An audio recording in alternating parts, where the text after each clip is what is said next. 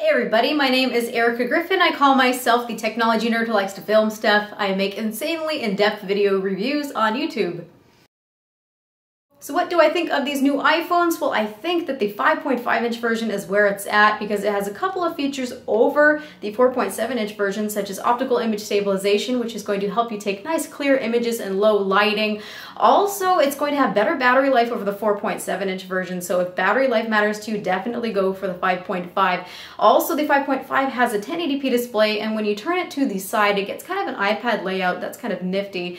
But otherwise, the performance should be the same. They've got the same CPU, same GPU, so you're going to have a nice Apple experience on both of them, but 5.5 is definitely where it's at.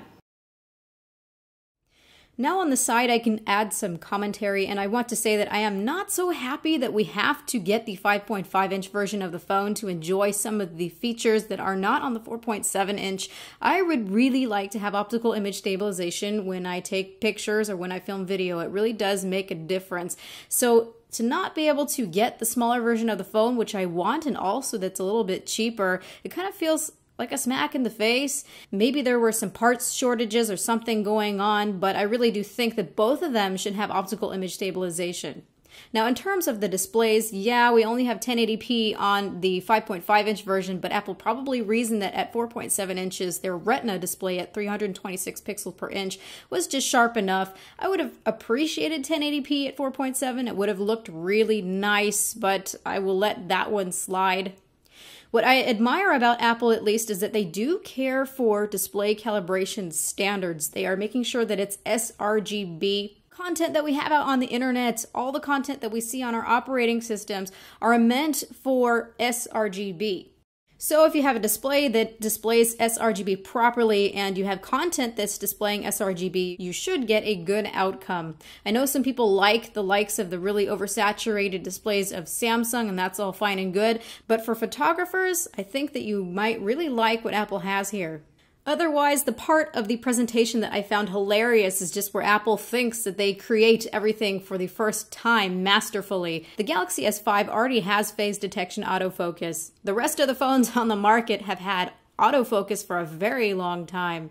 So with their claims of better tone mapping and advanced noise reduction, we will see how these images turn out in comparison to other flagships out on the market. Also for the camera, even though I love they included 60 frames per second, I don't know why they didn't go larger than an 8 megapixel sensor. They could have incorporated 4K video.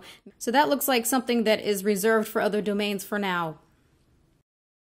So did the Apple Watch meet with the hype? That's something that's a little bit hard to say. I did know that people were expecting something a little bit different. They expected a larger screen, smaller bezels. People don't really like the way that this watch looks, but it's very customizable. It also is centered around fitness, so we're gonna have to see what Apple is able to do with this to get people to want to wear it. So it really did not seem to meet expectations in terms of appearance, but again, Apple's gonna have to get people to want to wear this thing. There's gonna have to be development for it to get it to be useful, so we'll really have to see.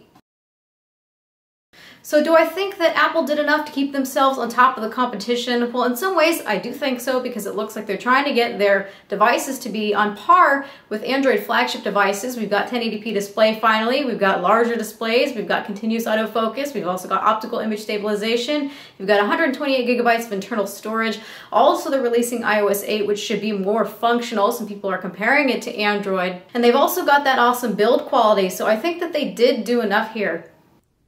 So a lot of people are very unhappy with Apple right now because they see that a lot of the features that they brought to the table have already been in existence in Android flagships for pretty much this entire time. What I am looking forward to, though, is their A8 chip and the graphics performance, and also they're saying that their device does not throttle like other devices out on the market so that you can have sustained gameplay. That's something that I really notice with a lot of Android devices, that we do have that throttling kicking in to slow down those frame rates, so I will definitely test those claims. Otherwise, Apple did not do much to spark the imagination of people. I think that people who already have iPhone and enjoy iPhone for what it is will be quite happy. They do have features that they've been wanting or pining after for a long time, so that's probably good enough to keep Apple afloat. I look at them as not really being able to be so innovative when they are just playing catch-up.